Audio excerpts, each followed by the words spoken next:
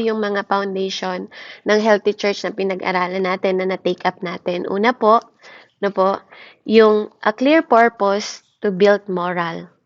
Amen? Pangalawa po, a clear purpose to reduce frustration. Ano po, kapag daw tayo nagtatayo ng church, dapat, dahil tayo church, no, pag sinabing church, marami tayo. Kasi itong pinag-uusapan nating book is for lahat, no? Maramihan po. So, dapat, dahil marami tayo, nababawasan yung ating frustration, hindi tayo nababurden, di ba? Sa paglilingkod sa Panginoon. Dahil tayo tulong-tulong. And then next po, a clear purpose allow concentration. Dapat malinaw sa'yo, di ba? At nakapokus ka sa purpose mo bilang isang mananampalataya, no? Bilang individual, at mananampalataya na kasama po sa isang church. Amen? At ang atin pong pang-apat, a clear purpose, attract cooperation. Ito yung pinag-usapan natin, na hindi lang sa income, 'di ba? Hindi lang po sa pakikisama, na magda-direct, na magigib ng meaning sa buhay ng bawat isa, at magbibigay ng purpose sa bawat isa. Yung pagtutulungan natin mahalaga na, natatanggap natin yung lesson, at hindi pagkukumpara-kumpara kung saan ka galing na church, 'di ba? Hindi mo ikukumpara yung church mo sa bagong church mo. Kasi bakit ka nga naman umalis doon, 'di ba? Kung wala kang cooperation sa bagong church mo or sa ministry na kinabibilangan mo. Di manatili ka na nga lang naman doon. Amen. Katulad ng sabi ni Pastor last week, 'di ba? Kung gusto mo na kaya nga tayo, there is different way, no? We are not clone, 'di ba? Pinag-usapan natin last week. Hindi tayo clone na gaya-gaya, no? Na gaya-gaya ng isang ministry, nanggagaya tayo dito, hindi ganon. Ang napakahalaga sa atin is transformation, no? Transformation na alam mo na mabuti na kaya ka nandito, it's about pagbabago, no? Hindi pagalingan, hindi payabangan, 'di ba? Dapat dito hindi yung nagpapalalim ka sa word ng Lord. At habang lumalalim ka sa pangunawa, sa karunungan, 'di ba? Sa wisdom ng Lord, 'di ba po? Lalo ka namang yumuyuko, lalo ka namang nagpapakumbaba, at lalo ka naman nakikitaan ng humility ng mga tao. Lalo ka nag-bright, nagliliwanag. Ganun yung totoo na naglilingkod sa Diyos. Hindi yung the more kang may nalalaman, ang yabang mo. 'Di ba? Walang alagad ng Lord na mayabang. No, walang lingkod o servant o pinagkakatiwalaan o steward ng Panginoon na mayabang. Na po, I'm just telling the truth frankly. Na po, kasi alangan namang lambingin ko pa kayong lahat. Na po, we're not in that case. Wala na po tayo sa case na kailangan pa ng malalambot na salita. Ano po? I believe na po may mga bago na join na po. I believe na may mga tao na nakasama tayo ngayon. But I believe you are Christian. Na po, you are a son of God. Yes, pare-pareho po tayo na tinatapyas ng Panginoon. Pare-pareho niya po tayong hinuhubog. Ano po?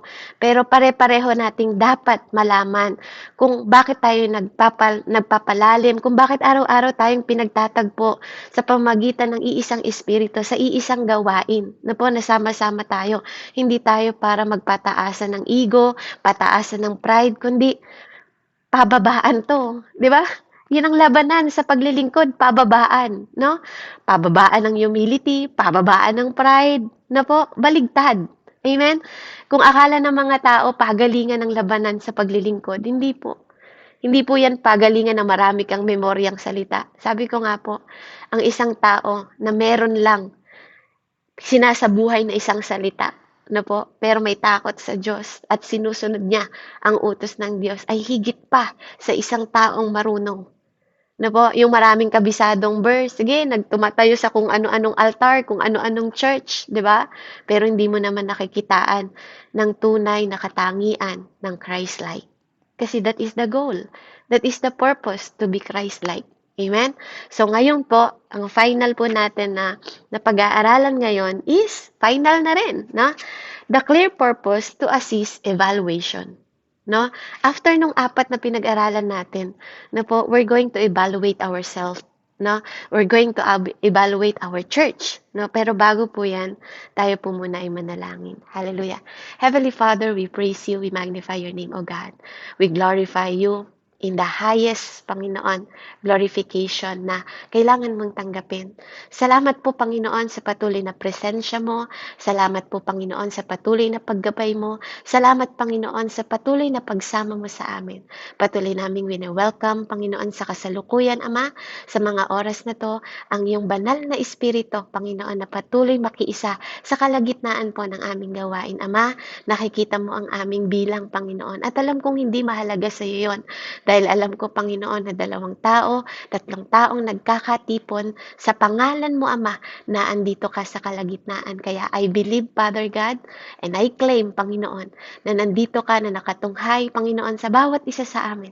Nakaupo ka sa kanang trono ng iyong Ama at kasama namin ang banal na Espiritu sa kalagitnaan ng gawaing ito na para sa iyo, to glorify you, to magnify you, Panginoon, to know you more, deeper, Panginoon, sa aming mga puso. Kung sino ka nga ba sa amin, ano nga ba ang binago mo sa amin, paano mo nga ba kami tinatransform, Panginoon. Kaya naman, Ama, patuloy mong kalugdan ang iyong mga anak sa mga oras na to. Patuloy kaming humihingi ng pagpapatawad at patuloy kami nagpapasalamat, Ama, na ikaw ay aming Ama sa langit na magpagpatawad, Panginoon, na hindi ka tumitingin sa aming mga nakaraan, hindi ka nakakatingin sa aming mga karumihan, hindi ka nakatingin, Panginoon, sa aming mga pagkukulang, bagkus, Ama, ikaw ay aming Ama sa Diyos na pinupunan ang lahat ng aming pagkukulang, ang lahat ng aming kasalanan ay nililinis mo, Panginoon, at patuloy mong pinag-iibayo ang karunungan, Panginoon, at kaalaman, Ama, na inilalagay mo sa aming puso at isip, Panginoon, upang makita ang aming liwanag at asin dito sa mundong ito at maparangalan namin ang iisang Diyos na buhay na katulad mo. Panginoon, muli, Ama, hinihingi ko sa iyo, parangalan mo muli ang iyong anak na si Jesucristo sa pamamagitan ng aking buhay, Ama. Ikaw po, O Diyos, ang magliwanag, itago mo ko sa iyong likuran, Panginoon. Ikaw ang maglagay, Panginoon, ng mga salita sa aking mga labi, Panginoon, at patuloy mong parangalan ang iyong anak sa pamamagitan ng aking buhay, Ama. Maraming salamat po sa patuloy na paggagamit mo sa buhay ko, Ama, at sa bawat isa na nandito na nakikiisa, sapagkat kung wala sila, Ama, wala rin po ako, Panginoon. At kung wala ka sa buhay namin, wala rin kami, Ama. Kaya walang kabuluhan ang gawaing ito kung hindi mo kami sasamahan, Panginoon. At kung hindi mo kami, Panginoon, Lord, um, uh, uh, pagkakalooban, Panginoon, ng kapangyarihan, Ama, na makapagsalita sa harapan ng aking mga kapatid, ang tiyong mga anak. Panginoon, maraming salamat po. Patuloy mong i-embrace ang bawat isa. Sino man na nakakaranas, Panginoon, ng kalungkutan, kabagabagan ng puso, anxiety, Panginoon, Lord, sa mga iniisip nila, problema, Panginoon, in the mighty name and powerful name, Jesus, Panginoon, nire-rebuke ko sa mga oras na to. At buksan mo ang kanilang puso ng kaunawaan, pag-iisip, Panginoon, na punong-puno, Panginoon, ng handang matuto, yung teachable heart, Panginoon, na inilalaan sa iyo, at hindi, Panginoon, ang pagbuboast o kayabangan, Panginoon, sa mga bagay na nalalaman namin, Ama. Tulungan mo kami na mag-focus sa aming pag-aaralan sa mga oras na to, at maipahayag, Panginoon, sa lalim, Panginoon, ng karunungan na ikaw lang ang nakakaunawa, Panginoon. Mailagay mo at maitanim sa pinakamatabang lupa, Panginoon, sapagkat ikaw ang nagbabago ng bawat isa at hindi kami, Panginoon. Sa iyong masalita, Panginoon, Lord, hallelujah, kumilos ang kapangyarihan, Panginoon, ng iyong mabanal na salita, Ama, at hindi sa aking salita lamang, O Diyos. Maraming salamat po sa pakikipagpisan mo sa mga oras na to. Salamat sa presensya mo. Salamat sa kapangyarihan at ang kaluwalhatian nawa ay palagi mong matanggap. Karangalan, Panginoon, Lord, na sa iyo lamang namin nilalaan. Purihin ka, O Diyos, sa pinakamataas na pagpuri, pasasalamat at pagsamba sa pangalan ng aming Diyos na buhay na si Jesucristo, sa pakikipagpisa ng Diyos Ama, Anak at Espiritu Santo. Amen and amen. Kahabagan mo po ang iyong anak, O Diyos, in Jesus' name. Praise the Lord. So tayo po ay magsimula na sa ating pong gawain. So ang sabi po dito, a clear purpose assist evaluation. Yun po yung topic natin ngayon. Ito po yung pinaka-final. So sabi po sa 2 Corinthians 13:5, sabi niya dito, no? Basahin ko po yung buo, yung 1 hanggang 5 lang po. No? Kasi 5 lang po yung pinaka sinabi niya dito sa verse. Pero para mas higit niyong maintindihan, kasi para hindi natin capturein yung isang version, isang scripture lang, na po babasahin ko po siya from 1 to 5, na po para mas mahigit yung maunawaan. Amen. Ang sabi po dito, ito po yung final, na po final na pagbati po ni Tatay Pablo sa mga taga-Korinto. Ito ang ikatlong pagpunta ko riyan. Pang ilan daw po? Pang tatlo, no? Ito ang ikatlong pagpunta ko riyan. Ang anumang sumbong ay kailangang patunayan ng 2 o 3 saksi. So, kung may mga sumbong po kayo, may mga problema, kailangan may mga witness kayo na 2 o 3.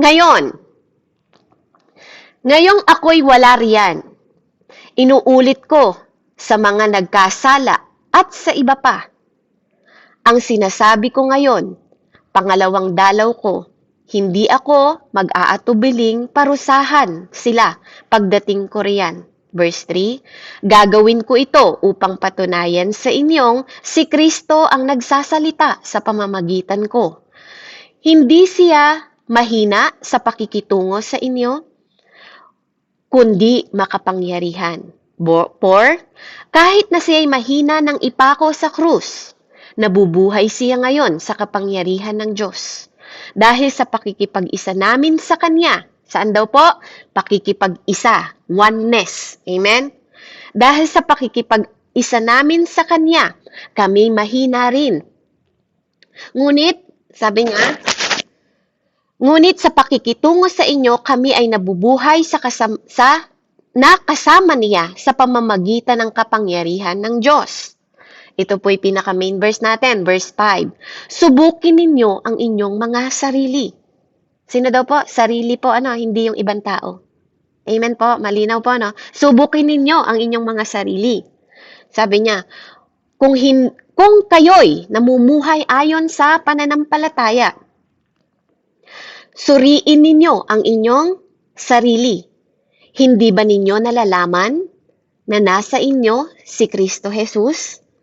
Maliban na lang kung kayo'y mga bigo sa pagsubok. Amen.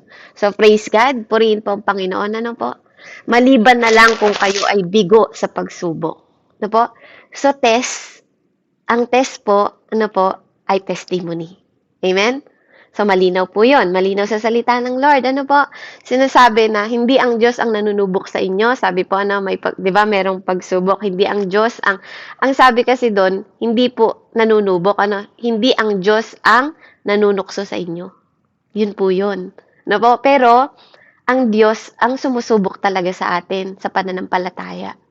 Kung hanggang saan ka. Hanggang saan ang limitasyon mo. Po? Ngayong araw na to, examine yourself. Sabi po dito, to see whether you are in faith. So, ibig sabihin pala kapatid, kapag ikaw ay may mga test at mga kabiguan, na hindi ka na talaga, wala ka ng new testimony, wala ka ng pinagpapasalamat ngayon, di ba? Ibig sabihin, lagi ka bang talunan? Ibig sabihin, lagi ka bang walang katagumpayan? Amen? Lahat ba ng parte ng buhay mo, wala kang dapat ipagpasalamat sa Panginoon kasi lagi kang bigo? Po? Isa pa lang sign yun, na ikaw ay walang matatag na pananampalataya, po? Or di ka nagtitiwala sa Panginoon. Amen? Napakahalaga na ine-examine natin yung ating sarili, po? Kasi, sabi dito, how does a church evaluate itself? Paano mo daw ine-evaluate o sinusuri ang iyong sarili, o ang church, po? Sabi dito, kapag sinusuri mo yung sarili mo or church, hindi ibig sabihin kailangan mo siyang i-compare sa ibang church. Amen? Or individually, hindi mo kailangan i-compare yung sarili mo sa ibang tao para mapatunayan mo na mas higit ka, na mas magaling ka, 'di ba? Na mas malalim ka na ba, 'di ba? Na mas nasa title ka ba, 'di ba? Hindi ganoon. That's not the evaluating, Hindi 'yun yung dapat mong sinusuri sa sarili mo, kung nakakahigit ka sa iba, po. Kasi ang sabi kung di po ako nagkakamali, from Tatay Pablo po, ang isang apostol ng Diyos, po, sinabi niya na mas isipin mong higit ang iba sa'yo. 'Di ba? Kailangan mong isipin na higit ang iba sa'yo, hindi ikaw, Hindi puro ikaw, nakapokus ka sa sarili mo, na ikaw na lang magaling, ikaw ang marunong kasi marami kang binabasa, marami kang ano, kung di naman nakikita na yung bunga. Kaya dito, you have to evaluate yourself. Amen? Tingnan mo yung sarili mo. Ano po? By asking, sabi niya dito, by asking, are we doing what God intended us to do? Totoo ba na nagagawa mo yung gusto ng Panginoon na gawin mo? No? O yung pinapagawa niya sa yung assignment, nagagawa mo ba? Yun ang tanong dapat na ini-evaluate mo sa sarili mo. Lord, nagagawa ko nga po ba ngayong araw na to yung pinapagawa mo sa akin? Amen? 'Di ba? Sa church, 'di ba po? Sa sarili mo, 'di ba? Sabi ko nga po sa inyo, everything is a act of worship. It's a act ng pagsamba. Na po, Lord, nagawa ko ba yung obligasyon ko no, bilang anak mo sa anak ko? 'Di ba? Una sa kanya, 'di ba? Lord, nakapanalangin ba ako ngayon? 'Di ba? Nag-devotion ba ako, Lord? 'Di ba? Kasi may assignment ka rin sa Lord eh. Paano ka magiging act Paano ka mag-a-act ng light and salt sa ibang tao kung di ka nag-aaral mismo? Kung wala kang intimacy. Lord, may intimacy na ba tayo ngayong araw na to? Nakapagbasa na ba ako, Lord? Ano ba yung napulot ko? 'Di ba? Kasi kahit saan ka magpunta, whether you are in the big congregation, or small ministry, or online ministry, or individually, small fellowship, 2 or 3 person, kapatid, hindi ka pwedeng magturo, or hindi ka pwedeng magtuwid ng tao, or hindi ka pwedeng magpahayag ng salita kung ikaw mismo sa sarili mo, wala kang intimacy. Now, intimacy is relation. Kapag meron kang intimacy sa Diyos at pag meron kang relasyon sa Diyos, na po, kailangan pa ba i-memorize yan? 'Di ba? Kapag may asawa ka, 'di ba, kailangan mo siyang kinakausap araw-araw. Nagagawa mo ba 'yon? Una 'yun sa lahat. Dapat din yung unang pundasyon mo to have firm foundation para maging matatag ka, para maging matatag ang ugat mo sa bawat pagsubok. Tanungin mo 'yung sarili mo, 'di ba? Nagkakaroon ka ba ng totoong intimacy? How are you doing right now? 'Di ba? Kasi kailangan meron ka intimacy sa salita ng Lord because Word is God. 'Di ba? Pag nagbabasa ka ng Bible, you are talking to God and God talking to you. That is intimacy. Kaya dapat tinuturuan niyo yung mga disciple ninyo, kung sino man yung mga nakakahawak na ng mga small fellowship, small disciple, no?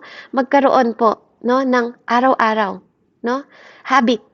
'Di ba? Kung habit mong dating nagsisinungaling, maging habit mo rin na magbasa ng katotohanan. Ano po? Para makita mo yung mga dapat at hindi mo ginagawa. Consistent, no? Dapat talaga consistent po. Consistent hindi yung ngayon nagbasa ka, bukas hindi. Ibig sabihin, ayaw mo ba si Lord bukas? 'Di ba? Ngayon mo lang siya ka-close, bukas hindi na.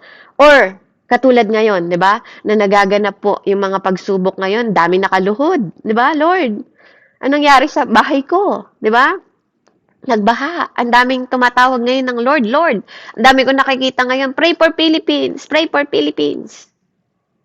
Amen? Pero nung mga okay yung buhay nila. Hindi mo sila makitaan ng mga scripture or pray for Philippines or asking help from the Lord. Amen? Kaya sometimes po, panggising talaga ng Lord yung mga trahedya yung mga sakuna, yung mga problema, para maging more closer tayo sa Kanya.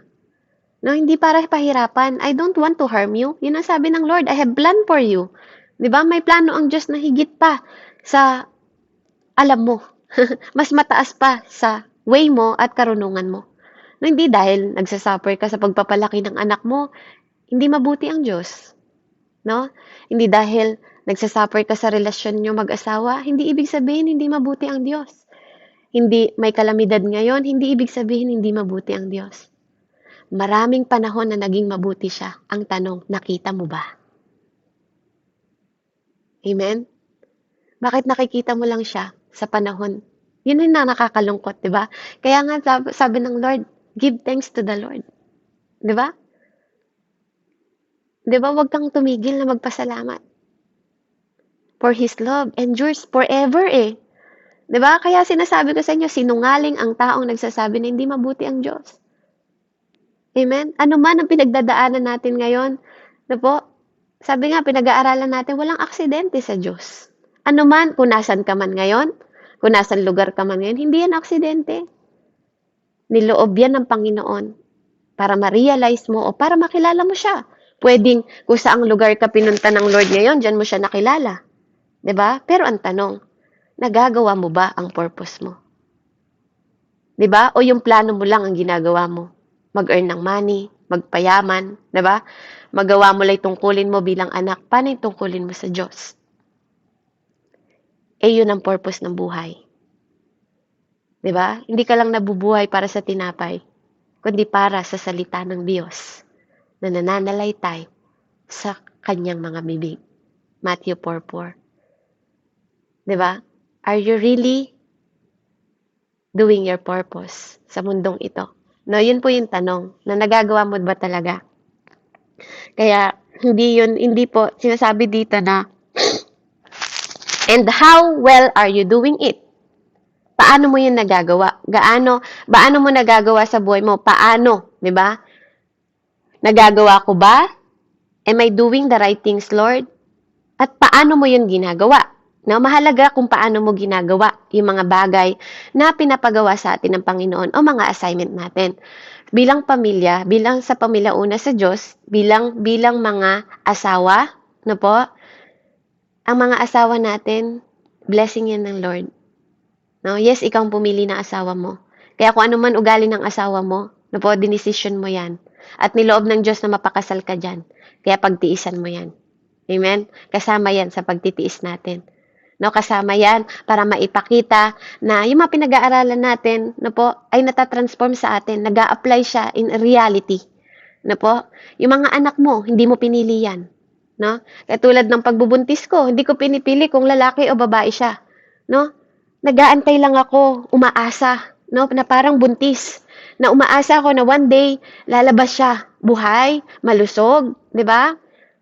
Yun yung pag-asa, 'di ba? Na kahit hindi ko nakikita, that is faith. Alam ko na may buhay sa sinapupunan ko. No po, ganun din tayo. Yung mga anak natin, hindi mo pinili yan kung lalaki o babae. Regalo yan ng Diyos sa atin. No po? Kaya kailangan may responsibilidad tayo sa kanila na maipalapit natin sila sa Panginoon. That is the purpose. Hindi ka lang niluwa mo yan, pabayaan mo na lang sila kung saan sila pupunta. Hindi. Teach your children, sabi ng Panginoon sa kanyang salita. No, sa Bible makikita mo talaga kung gaano ka gusto mong mabuhay ng tama, matuwid, kalugod-lugod sa harap ng Diyos para mawalhati ang Diyos. Magbasa ka ng Bible araw-araw, ituturo niya sa'yo. Even sa business, even sa trabaho, ituturo po ng Panginoon sa atin. Pagpapalaki ng anak, teach your children, sabi. Sino gusto niyo magturo sa anak ninyo? Kapitbahay? Teacher nila? Hindi. Ang pagtuturo sa anak, una po sa tahanan. Hindi silang masusunod.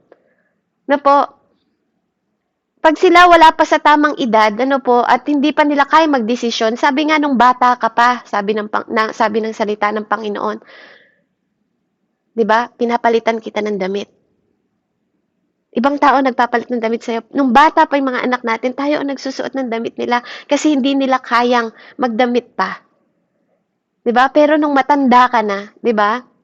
Ikaw na ang nagdidesisyon, ikaw ang lumalakad. Pero habang bata sila, kailangan hinuhubog mo sila ng good character sa tahanan ninyo. Amen? Doon po nagsisimula, wag mong iasa sa church, wag mong iasa sa teacher, wag mong iasa sa ibang tao ang pagpapalaki sa anak mo. It is you. 'Di ba? Ikaw po ang binigyan ng karapatan ng Panginoon para po ihubugin ang ating mga anak. Na po, tayo po ay may responsibilidad and that is part of our purpose. Na makitaan tayo na isang mabuti at huwarang mga magulang. Na po, everything is act of worship. Ang pagiging mabuting magulang ay act of worship. Ang pagiging mabuting pastor ay act of worship. No, hindi ka lang mabuting pastor sa altar. Tapos pag nakatalikod yung mga tao, 'di ba? Ginagahasa mo yung mga sakristan, 'di ba? Sa mga sa ibang relihiyon, 'di ba? 'Di ba? Hindi yung lalaking-lalaki ka sa harap ng altar, pag talikod mo, bakla ka. Dalawa lang ang ginawa ng Lord, babae at lalaki. Na po, huwag tayong ipokrito sa harap ng Diyos. Kasi kahit anong ipakita natin sa tao, na po, ang tanong, nagawa mo ba yung purpose mo na pinapagawa ng Diyos sa'yo? Ang galing mo sa business. Sinama mo ba si Lord? Grabe yung katawan mo, habang doble trabaho, nagluluto yung isa, nagtitinda yung isa. Kamusta ka? 'Di ba? Kamusta ka pag sa gawain ng Panginoon? Ganun ka rin pagkakagaling? 'Di ba? Hindi masamang maghanap buhay. Hindi po masamang magtrabaho. Kaya lang ang bilin sa atin ng Lord, bawat portion ng buhay mo, dapat andun yung purpose mo. Sa trabaho, okay lang yan. 'Di ba, nasa trabaho ka, wala ka sa ministry, pero that is ministry. May nakatingin sa'yo. May forever CCTV habang nabubuhay ka. May CCTV nakatingin sa'yo. Baka nandyan ka nga sa trabaho mo, magnanakaw ka naman. Tapos sinasabi mo, Kristiyano ka. 'Di ba? Nangungupit ka. O 'di ba? Niloloko mo yung mga tao. Nasa business ka pero niloloko mo yung mga tao. 'Di ba? Hindi ibig sabihin nasa business ka, hindi ibig sabihin asensado kang tao. 'Di ba? Kung nanloloko ka ng tao, you are the poorer. Mahirap ka pa rin sa harap ng Diyos. Na po? Hindi dahil nakikita ng mata ng tao. Kaya nga ang totoong nananampalataya bulag eh. Do you believe in that? No? I was realized, oo nga no, Lord. Ang totoong nananampalataya bulag. Kasi, bakit ko nasabi? Bakit ko nasabi na bulag ang totoong mananampalataya? Sabi ng Lord, walk with faith, not by sight. So, ibig sabihin, bulag. Ang totoong mananampalataya, bulag. No? Di ba? Kasi, kailangan mo maglakad na nananampalataya ka, umaasa ka, di ba, sa Kanya. Yung lakas mo, yung kapangyarihan mo. Katulad ng sabi ni Tatay Pablo sa mensahe natin ngayon, mahina din ako noon.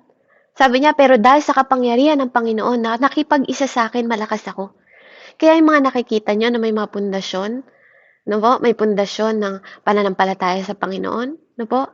Kahit na may mga kabi-kabilang mga pagsubok yan, di ba? Hindi mo siya makitaan na, yes, umiiyak siya, totoo yun. Wala naman taong hindi umiyak. Even si God weep.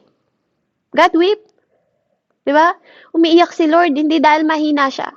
Umiyak si Lord kasi bakit hanggang ngayon sa kabila ng mga ginagawa ko, 'di ba sa inyo para sa inyong lahat, hindi pa rin kayo nagtitiwala sa akin?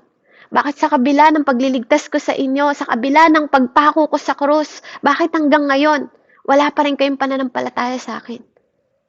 Ano pa bang kailangan gawin ng Panginoon para patunayan niya sa atin that God loves us? Yes, mahina natin siyang nakita sa krus, katulad ng binasa sa salita at talata ng salita ng Panginoon. Pero ang katotohanan nun is you're victorious.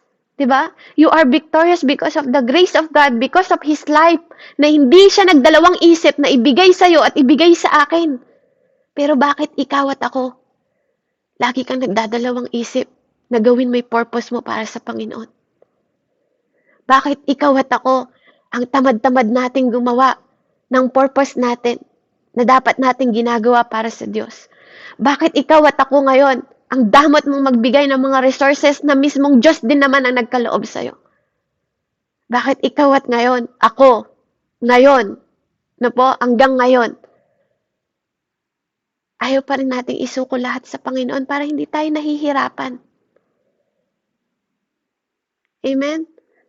So, mahalaga na dinedetermine ninyo, mahalaga na nakikita nating lahat kung ano nga ba ang totoo at nagagawa nga ba natin ang purpose natin bilang isang anak ng Diyos, bilang isang pinagkatiwalaan, bilang isang tagapagmana, bilang isang anak na minamahal, bilang isang kaibigan na tinuring ng Diyos at hindi nakaaway. To love one another. To love God and love your neighbor. Love your enemy. Kasama pa rin yun. Are you really doing your best? Diba po? Na magawa yung purpose mo in life. Ng purpose ng church. Amen? O nasa isang church tayo, tapos nagkakagatan tayo, tagaan sa likod. Diba? Mauubos tayo. Mauubos tayo. Ang utos, hindi magkagatan, hindi magsiraan, hindi magchismisan. Ang utos, magmahalan sa bawat isa, magtulungan, at gumawa ng mabuti. Ayon sa kalooban ng Diyos. Amen? Dahil kung mahal mo ang Diyos, dapat mahal mo ang kapwa mo. 'Di ba? At mahalaga kung paano mo 'yun pinapakita bawat araw. Yes, hindi matapat yung asawa mo, pero matapat ang Diyos sa'yo. Yes, wala kang tiwala sa asawa mo, pero bakit di ka magtiwala sa Diyos na kaya niyang baguhin yung asawa mo? 'Di ba? Iba kasi 'pag nagre-respond ka na, 'di ba, sa pangit na nangyayari. Yes, marami kang utang ngayon, marami akong utang ngayon, 'di ba? Pero I believe that God is provider. Amen? Kaya sabi dito na mahalaga kung paano mo po ginagawa. Sabi ni Peter Duckler says, 'di ba? What is your business and how is your business? 'Di ba? Kailangan 'yun ang tanong natin. Kamusta ako at paano ko 'to ginagawa? Paano 'yung business mo? Paano 'yung purpose mo? Amen? Sa madaling salita. Kaya meron daw pong dalawang most critical question na pag-i-evaluate sa sarili natin at sa church natin. Na po, yung church natin, ang purpose po ang dapat po na dinidetalye natin, no po, o yung statement natin bilang sa purpose ay kung paano ka nagiging standard, no? Paano yung standard mo? 'Di ba po? Standard mo kung paano mo sinusukat, 'di ba? Yung congregation health and growth, no? Yung pagtitipon, 'di ba? Ng mga tayo, yung pagtitipon natin. Kung paano natin ito napapanatiling masigla, 'di ba po? Paano natin napapanatiling malusog yung pagsasamahan natin, ano po, at lumalago. 'Di ba? Dapat lumalago. Hindi po nanlulupaypay, 'di ba, na kahit maraming problema, gano'n, no? Dapat naaano mo 'yon, nai-evaluate mo 'yon, no, sa tagal po natin magkakasama, 'di ba po? Sabi niya dito, yung iba naman, sabi niya, there is absolutely no correlation between the size and the strength of the church. So, pag sinabing correlation, ito po yung ugnayan, na po, ito yung pakikisama mo, na po, sa mga tao sa loob ng congregation, sa loob ng church, sa loob ng ministry, yung mutual relationship. Na po, yung mutual natin, yung ating communication ng dalawa tao between 2 person, 3 person, 'di ba? Paano na? Ano nang nangyari, 'di ba? Sa pagsasama natin. Na po, kasi hindi mo makikita ang isang matatag at malakas at lumalagong church or ministry or tao or individual na po kung hindi yan nagbi-build ng standard ng foundation ng pakikipagkasama din. No, hindi mo pwedeng sabihin you are patient kung wala ka namang ibang tao na napoprove mo that you are patient. Amen? Kaya nga pag dinadasal mo sa Lord, Lord, give me patience, give me temperance, binibigyan ka ng mga buwisit na tao. Sorry. Eh, 'di ba? Yung mga tao na ang hirap umintindi. Tapos nanggigigil ka na, pero yun yung pinagpe-pray mo, 'di ba? Gusto mo bigyan ka ni Lord ng patient. Pero nung binibigyan ka ng anak na matigas ang ulo, nawawala yung patient mo. Amen? Nung binibigyan ka ng 'di ba? Doon kasi tayo hinuhubog, kina-cultivate ng Panginoon. So mahalaga po 'yun na nagkakaroon tayo, amen, ng connection sa bawat isa. Katulad ng pagtutulungan po na naganap sa atin, no? Hindi lang sa panalangin, kasama pati bulsa natin na umaaksyon, no? Sabi nga po ng salita ng Panginoon, no? Pwede mo bang sabihin God bless you sa isang taong namamalimos, ang kailangan niya pagkain at damit, 'di ba? Kailangan may action. We're not just a hearer of the word. No, we are doers. No, mahalaga po na paano mo 'yung ginagawa, no? You absorb the word, no? Tinanim mo siya sa puso mo, and then kailangan with action. Faith without action is dead. No? Yun ang salita ng Panginoon. So, sabi niya dito na po, yun nga po, ang malaking church, nakikita mo kung nag-grow yung mga tao. No? Kung nagkakaroon sila ng transformation. Amen? Sabi niya dito, likewise daw po, katulad din ng mga church, maliit man to, can be small or strong, or small and wimpy. Ano po, mahina. Parang gano'n, ano po, or maliit, malaki, malakas, o mahina. Ano po, yung mga church. Pero, ang ano po doon, ang sinasabi dito, hindi naman yun ang ibig sabihin, malaki ang ministry mo or maliit ang ministry mo. Ang ibig sabihin po dito, 'di ba? Are you doing, 'di ba? Are you doing better? Are you getting better and better? The better is better. Sabi niya gano'n. So, ang ibig sabihin sa Tagalog, mabuti ang mabuti. 'Di ba? Mabuti kung mabuti nagaganap sa kanila. Mabuti kung lumalago sila, 'di ba? Mabuti 'yon. Kung nagtatransform sila, yes, nagpo-proseso sila, 'di ba? paakit ng little plate, tumataas, nag-i-increase, 'di ba? Mabuti 'yon.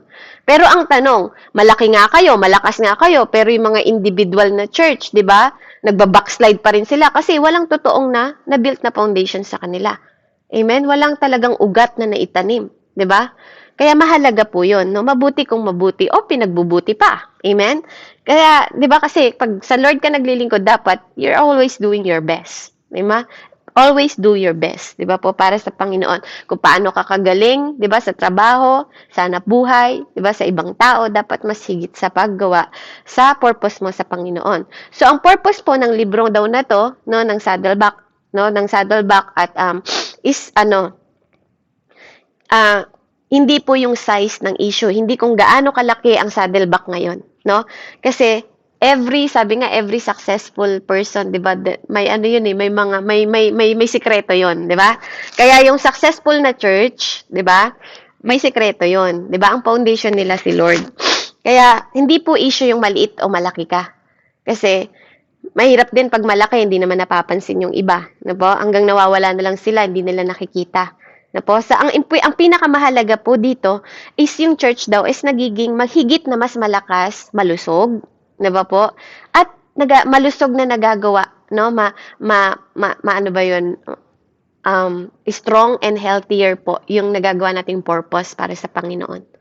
Na po, nakikitaan tayo ng kalakasan na hindi naman sa kalakasan mo, 'di ba? Para ganun, para magyabang, hindi ganoon. Yung opposite na kalakasan po na may humility ka na nakikita ng mga tao na nagagawa mo yung purpose mo, 'di ba? As a steward o katiwala ng Panginoon. At becoming the purpose-driven church takes time. Na po? Kailangan ng panahon, 'di ba po? At hindi ito nagaganap ng isang araw lang.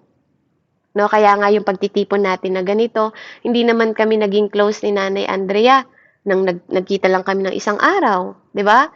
Kahit malayo siya, nagkaroon kami ng love sa isa't isa. Si Pastor Randy, hindi ko naman yan naging kuyang pastor, kumpare, 'di ba? Nang hindi kami nagkaroon ng mga ano ba, alam niyo yun, yung mga problema na kinoconsult ko sa kanila, 'di ba po, as a disciple, 'di ba? Na nagpapaturo ako sa kanila, nagpapatuwid ako sa kanila, humingi ako ng advice sa kanila, umiiyak ako sa kanila, 'di ba? Tumatawa ako kasama nila. 'Di ba? Andun yung ingredients ng nabuong pagsasamahan kung bakit tayong lahat is nagkakaroon ng intimacy, 'no po? Yung hindi kami para magsumbatan kung anong nagawa sa isa't isa, hindi panahon na nasa babay isa, i-lift up them. Panahon na nasa taas yung isa, ikaw yung manghila sa kanila pataas. 'Di ba? Panahon na ako'y nasa baba, 'di ba? Sila yung tutulong sa akin pataas, 'di ba? Ganun dapat yung strong and healthy relationship. Hindi para magkasiraan tayo, hindi para magkawatak-watak tayo at maghiwa-hiwalay tayo. No po, hindi yung pag nakatalikod yung isa, iba yung sasabihin mo, pag nakatalikod yung isa, iba yung sasabihin mo. 'Di ba? Ano man ang gawin mo, it will develop you. Na po, pag gumawa ka na mabuti sa kapwa mo, mabuti yung aanihin mo. Pero pag gumagawa ka ng chismis sa kapwa mo, aani mo rin ka-chismisan mo. Na po, lahat ng tinatanim mo, aanihin mo. Yan ang sabi ng Panginoon. Kaya magtanim ka ng mabuti, aani ka ng mabuti. Magtanim ka ng masama, you will reap. Diba? Kung anong tinatanim mo, yun din ang aanihin mo.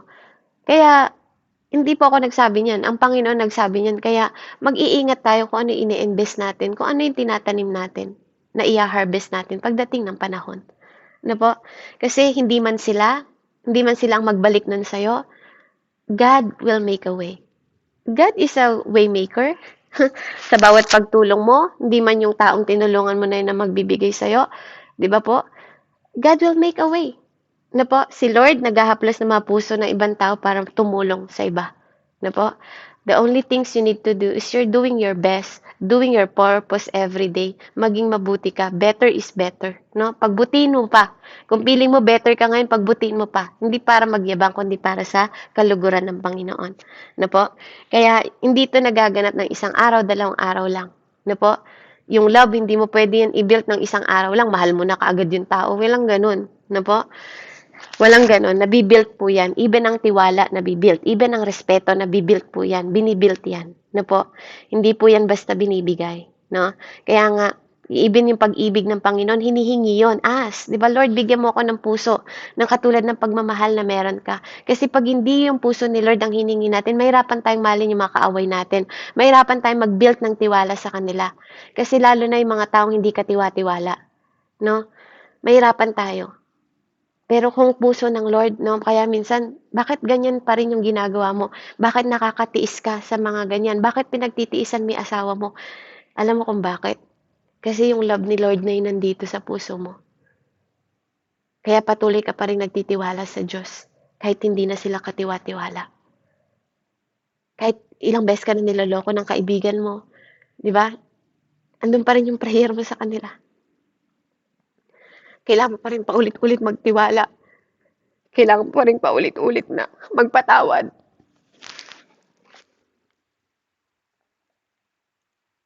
Kahit sometimes they using you. Yung ginagamit ka na lang nila. Pero God is good. Kasi, aanihin nila lahat ng ginagawa nila sa'yo. Sila ang aani nun. Niloloko ka man nila, di ba?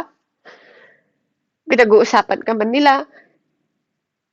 Dinadrag ka man nila or inaapakan nila yung pagkatao mo. God is just. Ano po? Ang Diyos po ay justice.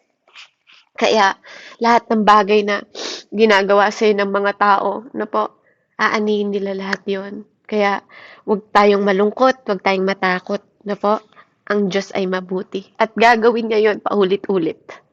Paulit-ulit hanggang matuto sila, hanggang ikaw, dinidevelop ni Lord yung puso mo, yung isip mo, na nagiging mas higit na positibo ka, na mas higit na malago ka, na mas higit na umaasa ka sa Diyos at hindi na sa sarili mong lakas.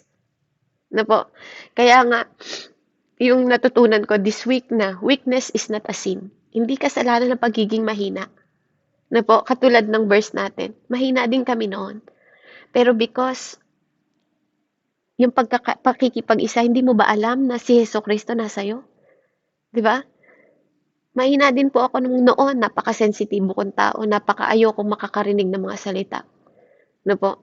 Pero dahil pagtuturo at pagtutuwid ng Panginoon, dahil sa Lord yun, dahil Lord lahat yun, by the grace of God, kaya hingin natin lagi sa panalangin yung grace ng Panginoon sa buhay natin. Mahalaga po na hinihingi natin yung grasya ng Lord para maibigay natin sa ibang tao. Lord, kulang ako ng patient. Lord, give me grace for patient. 'Di ba? Give me grace for forgiveness, Father. Give me grace for love, 'di ba? Na mapakita ko sa kanila that I am chosen, 'di ba? That I'm not just chosen, I'm calling. May calling ako sa gawain na 'to. May calling ako sa pamilya na 'to, may calling ako sa kaibigan na 'to, may calling ako sa taong 'to. 'Di ba? Natulungan ko siyang ma-build, natulungan ko siya at makita 'yun sa akin kasi nakakahiya naman kung di nakikita sa atin yung character ni Christ. 'Di ba? Tapos tuwid ka ng tuwid. 'Di ba? Kasi ito yung final na pagtutuwid ni Pablo, yung pinag-uusapan natin sa 2 Corinthians 13, sa lugar ng Korinto. Kasi alam niyo kung bakit? Ayaw ko nang ipakita sa inyo yung kapangyarihan ng Diyos. Sabi niya, 'di ba? Ayaw ng Lord na maging ano bang tawag doon? Maging harsh siya. Ayaw niya na maging, alam, kailangan pa ba kitang parusahan bago ka magtuwid? Yung parang ganon, di ba? Kaya pinapaalalahanan ni Tatay Pablo na kayo tumanggap na sa Panginoon. Kailangan ko pa ba kayong gamitan ng bakal na kamay, di ba? Para maging matuwid? Di ba? Wag na po dapat. Kasi ang gusto ng Lord is love. 'Di ba? Na mas maranasan natin yung love na sa kabila ng mga pagkukulang natin, shortcoming natin, kasalanan natin, 'di ba po? Andun pa rin nakahain sa ating lahat yung pagmamahal ng Panginoon na pinapatawad niya tayo, nililinis niya tayo. 'Di ba? Binibigyan niya tayo ng pag-asa. Na po? Kaya wag nating antayin. Ano po? Kasi everything have limit. Lahat po. Sa mundong ito, everything is temporary. Everything is temporary. Temporary lang na makakasama mo yung anak mo, kapatid. Temporary lang na makakasama mo kami. 'Di ba? Hindi mo kami habang buhay kasama sa ministry. Amen? Temporary na kasama mo yung mga kaibigan mo ngayon. Pero ang tanong, sa temporary at panandalian ba na pagsasama na yan, nakita ba sa'yo yung pagmamahal mo sa kanila na galing sa Diyos? Nakita ba yung purpose ng buhay mo na maipakita mo ang ilaw at asin sa mga temporaring tao na nakakasama natin? Wala tayo forever dito. Ang buhay natin ay limited lang. Numbers. Sabi niya nga, kaya nga sabi ni Lord, teach us, Lord, to numbers our day. Hindi laging araw-araw mapapakita mo yung pagmamahal mo sa asawa mo. Pwedeng paglabas ko sa bahay na to, mamaya maaksidente ako. Who knows? Pwedeng bawian ako ng buhay. Ano lang yung maiiwan ko? Memories. 'Di ba? Memories ko sa inyo. Memories ko sa mga anak ko. Memories ko sa mga tao sa paligid ko. Temporary lang ang buhay. Kaya kung kaya mong mahalin yung kapwa mo, kung kaya mong tumulong ngayon, gawin mo na, wag mong ipagpabukas. Sabi ng Lord, kung may itutulong ka, wag mong antayin ng bukas. Nasa Matthew po yan. Tumulong ka. 'Di ba? Hindi yung, ay, bawal. Bawal daw maglabas ng bigas. Paggabi. 'Di ba? Nagugutom na yung tao. 'Di ba? Paano pala nung gabi na yun, kukunin na pala yung buhay mo? 'Di ba? Sabi nga yung mayaman at ano, 'di ba? Nagpayaman siya. Oh, hindi niya na alam yung gagawin niya sa kamalig niya, hangal, sabi ni Lord. Kukunin ko na yung buhay mo bukas. Nagawa mo pa ba yung purpose mo? Wala na. Kaya maging matalino po tayo, no? Sabi niya dito, if you want your church to become purpose, sabi niya, you will have the lead through 4 critical phases. Ito daw po, yung maglilid sa atin sa 4 na critical na phases. Una, na po, ito yung pag-aaralan natin sa susunod, you must define your purpose. Na po? Kilalanin mo, i-ano mo, i-evaluate mo yung purpose mo sa buhay. Na po, alam natin ang purpose natin. Anong sabi ng Lord? Anong utos? Dapat alam mo yan bilang Kristiyano. Go and make disciple. 'Di ba? Sabi niya, command yun. Go and make disciple. Sabi ng Panginoon. Baptize them in the name of the Father, the Son, and the Holy Spirit. It is a command. Ipakilala mo siya sa lahat ng tao. Dapat yun kasama sa purpose mo, sa lahat ng aspeto ng buhay mo, no? Magawa mo yun. No po? At sabi niya rin, mahalin mo ang Diyos, mahalin mo ang kapwa. It is a command. That is the greatest commandment. 'Di ba?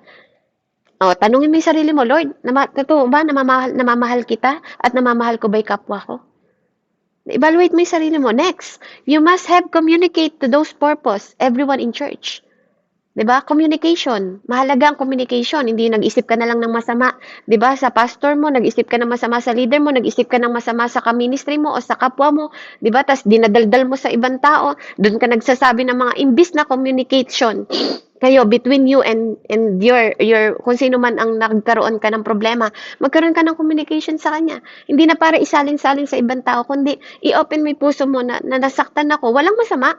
'Di ba, nakahinaan ko po ito, na nasaktan po ako sa sinabi niyo, pero salamat po sa Lord kasi dito at least nare-release ko yung aking feeling, 'di ba, na natutuwid po ako, nare-rebuke po ako, nako-correct po ako because that is the purpose of the word of the Lord. Amen. Kaya kung may mga nasaktan po ako, paumanhin po, no? Tsaka sabi niya dito, communicate in the church on regular basis. Kung ano yung mga ginagawa natin, katulad po ng ginagawa natin sa church, ano po? May mga gumagawa ng worship, may mga gumagawa ng mga ma-assurette, 'di ba? May mga gumagawa ng mga nakikinig sa mga tao, mga nag-aayos ng bangko, naglilinis, nagluluto, 'di ba? Have communication kasi walang relation na walang communication. Amen? Even communication sa Lord, walang communication sa Lord na hindi ka mapanalanginin. 'Di ba? Hindi ka pwedeng salita ng salita tapos hindi ka naman nagdadasal, nakikipag-communicate sa Panginoon, 'di ba? Third po, you must organize the church around the purpose, 'di ba? You must organize, 'di ba? Kailangan organize tayo. Kaya nga mahalaga ang kaayusan, 'di ba? Because God is Diyos ng kaayusan. God siya ng peace. Amen? God siya ng kapayapaan. No po, kaya hindi pwede nagkakagulong church. Yung nag-aaway-away, 'di ba? Nagkakagatan, 'di ba? Nagtatalo-talo, 'di ba? Kasi makukuha natin 'yun kung alam mo ang purpose mo na magmahal ka sa kapwa mo at mahalin mo rin yung ibang tao. Amen? Makikita mo yung tamang communication na with love na paano mo din sasabihin sa kanila at paano sila itutuwid. Yes, sometimes masakit, na po. Ito pong sasabihin ko sa mga hindi pa nag-aano ng mga mag-leaders ano or hindi pa nakakaranas, sa ayaw at sa gusto nyo, masasaktan nyo po ang inyong mga disciple. No po, ang mga disciple naman, sa ayaw at sa gusto nyo, masasaktan kayo ng inyong mga mentor, mga pastor at mga leaders ninyo. It is part of growing. 'Di ba? Kung umiiyak ang puno, do you think pag tinatapyas sila, hindi sila nasasaktan? Pag pinuputol sila, hindi sila nasasaktan. O, pangit yung ugali mo na ganyan, kailangan mo baguhin. Tinatapyasan. Do you think hindi sila, di ba? Kung may pakiramdam lang ang puno, kapag inaano sila, kapag sila ay pinapalago, 'di ba? At gusto maging maganda, 'di ba? 'Di ba? Sabi nga ang pot, ang clay pot, 'di ba? 'Di ba ang mga base, 'di ba po? Yung mga ganitong klaseng base, oh, 'di ba? Yung mga base na ganyan, magiging maganda bang kalalabasan yan kung hindi yan dinudurog, pinuputik, 'di ba? Inapak-apakan, 'di ba? Nilalamas, 'di ba? Hindi siya magiging magandang base, 'di ba po? Kaya sa ayaw at sa gusto nyo, minsan masasaktan kayo sa salita. Pero it's about the purpose, no? Si God nga nun, hangal, 'di ba? Mga anak ng demonyo, sabi din ni Lord eh, 'di ba? Mga pariseo, mga hipokrito kayo, 'di ba? Ganun siya magsalita noon. Hindi ba 'yun masakit? 'Di ba? Kasi tinutuwid, tinatama. Na po? Kaya sa ayaw at sa gusto nyo, makakasakit kayo. At sa ayaw at sa gusto nyo, masasaktan din tayo. Amen? Sa ayaw at sa gusto mo, iiyak ka. Sa ayaw at sa gusto mo, tatawa ka. Amen? Ang mahalaga, nag-grow ka. Nagiging healthy ka. Di ba? Kesa naman yung ang taas-taas na ego mo, ang taas-taas ng pride mo, ayaw mong magpahubog. Eh kahit gaano ka pakatagal sa ministry, kung ayaw mong magpa-organize o ayaw mong sumunod at magpasakop, walang paglagong mangyayari sa'yo. Amen? Because, believe it or not, when you become a steward of the Lord, everything is under His control. Wala na sa'yo. You're not the driver anymore. Si God na ang driver, kaya masakit man sa pinakamasakit, sabi nga na pagsubok doon ka, tatadta rin ng Lord to have the anointing. Parang olive oil, di ba? Na the more you crush the olive oil, the more lumalabas yung anointing. Tulad ng buhay ni Joseph. Biruin nyo, sariling pamilya niya, tinapon siya. Di ba? Gusto pa siyang patayin. 'Di ba? Sinong pamilya dito gusto kang patayin? 'Di ba? Halos palayasin ka na sa bahay, 'di ba po? Pero dahil doon, si Pastor Art, yung kanyang kwento, 'di ba? Binibilan na siya ng kabaong ng nanay niya sa sobrang sama niya. Pero nung nangyari sa kanya, naging pastor. Because of that, 'di ba? He learned to forgive. Because of that, naging pastor siya. Nagkaroon siya ng malasakit, 'di ba? Sa mga politika, sa mga mamamahala, doon yung papel niya. Ikaw, anong papel mo? Saan ang purpose mo? Kailangan i-organize mo 'yan. Amen? So, final, you must apply your purpose in every part of your church. 'Di ba? Number 4 po, kailangan mong i-apply na. Ito na yung pag-a-apply mo, 'di ba? Yung application na natin, katulad ng pinag-aaralan natin ngayon on how you evaluate yourself. 'Di ba? Sa lahat ba ng portion ng buhay mo na ilalagay mo, Lord, doon? 'Di ba? Sa paglilingkod, sa pagtatrabaho, sa pamilya, sa lahat ng aspeto ng buhay mo, mula sa pinakamaliit hanggang sa pinakamalaki. Amen? Dapat nandun yung room. Make a room for the Lord. Lagi mo siyang may kwarto sa buhay mo. No po? Lagi mo siyang bigyan. Kasi sometimes, you are frustrated because bakit? Puro kasi yung para sa'yo na lang ang pinupuno mo sa jar na yun eh. Wala nang space si Lord. No po? Wala na siyang space para tulungan ka niya. Kasi punong-puno na yung isip mo. Paano ka pa niya bibigyan ng wisdom? Eh, punong-puno na ng problema yung isip mo. Wala nang pangako. 'Di ba? Paano ka pa niya bibigyan ng love? Punong-puno na ng hatred, punong-puno na ng anger, punong-puno na ng hindi pagpapatawad yung puso mo. How God will pour you with love? Nasa kanya niya ibibigay sa'yo kung wala ka ng space sa Lord para ibigin yung ibang tao. Kasi puro galit na yung nasa puso mo. Amen? Paano mo pa maia-apply yun? Kung ikaw mismo sa sarili mo, you are drained na lunod ka na. 'Di ba? How can you swim? Kung mismong sarili mo pa lang, lunod ka na. Paano mo pa i-share yung testimony mo sa ibang tao? 'Di ba? Yes, you make a mess. Totoo yun, nagkasala tayong lahat. We are dirty, marumi sa ibang tao. Pero ang tanong, paano mo gagawing purpose yun? 'Di ba? Para marinig ng tao na mahalaga pala na pinagdaanan mo yun kasi ito ka na ngayon. Amen? Dadarang tayo sa apoy hanggang maging magandang diamante. Na po? Purihin po ang Panginoon. And glory to God po sa mensahe. Na po? Yun yung mapag-aaralan ko sa susunod na purpose. Pero ngayon po, evaluate yourself. Diba?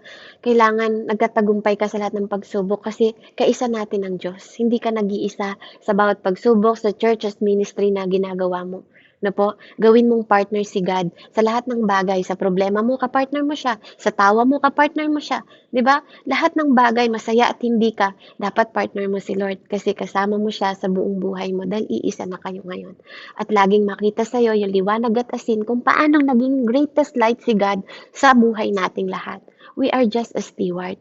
Kaya tanggalin na po natin yung mga pangit na basura ng pag-uugali natin, po, na hindi po makalugod-lugod sa Diyos. Sabi nga niya, gumawa ka ng bagay na kapuri-puri, mabuti, at kalugod-lugod sa harap ng Diyos to glorify Him, not to glorify you. Purihin po ang Panginoon. Let's pray. Heavenly Father, we praise you. Thank you, Father God, sa mensahe ngayong araw na to.